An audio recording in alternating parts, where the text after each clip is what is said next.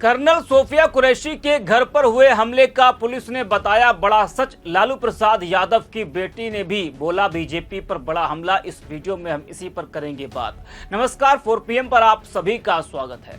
Operation सिंदूर की आधिकारिक जानकारी लोगों तक पहुंचाने वाली कर्नल सोफिया कुरैशी और विंग कमांडर वेमिका सिंह की चर्चा घर घर में हो रही है। पूरी दुनिया कर्नल सोफिया कुरैशी की तारीफ कर रही है, लेकिन बीजेपी मंत्री ने कर्नल सोफिया कुरैशी को लेकर जो बेहुदा बयान दिया उससे इस वक्त बवाल मचा हुआ है। विपक्ष बीजेपी पर हमलावर है। बीजेपी मंत्री विजय शाह से इस्तीफा मांगा जा रहा है। वहीं इस खबर पर बवाल मचा ही था कि अब सोफिया कुरैशी को लेकर एक बेहद चौंकाने वाली खबर सामने आई है। जी हां, ऑपरेशन सिंदूर के बाद कर्नल सोफिया कुरैशी चर्चाओं में आई, लेकिन अब सोशल मीडिया साइट एक्स पर एक फर्जी पोस्ट उनको लेकर वायरल हो रही है, जिसमें दावा किया गया है कि आरएसएस के कार्यकर्ताओं ने कर्नाटक में कर्नल सोफिया कुरैशी के ससुराल वाले घर पर हमला बोल दिया है।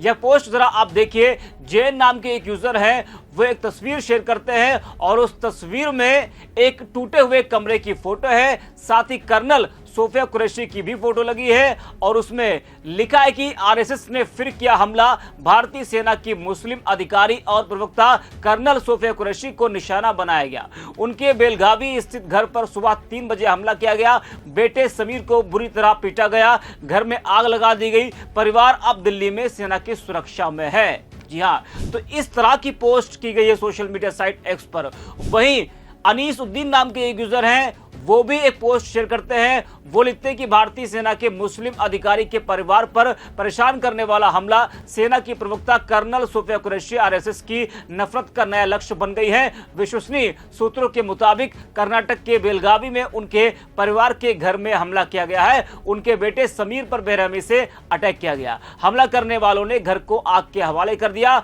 और नफरती नारे लगाए। तो इन पोस्ट के सामने आने के बाद हड़कंप मच गया।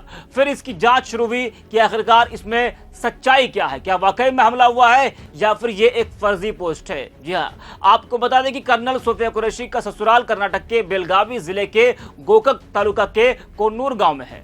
हालांकि बेलगावी के एसपी भिवाशंकर गुलेट ने स्पष्ट किया कि ऐसी कोई घटना नहीं हुई है। उन्होंने सोशल मीडिया पोस्ट में किए गए दावे को फर्जी बताया है, यानी कि जो दावा सोशल मीडिया पर किया गया है उसको एसपी ने खारिज कर दिया है। जी हाँ, और इसको फर्जी बताया है। साथ ही उन्होंने बताया कि एक्स से वो पोस्ट हटवा दी गई है।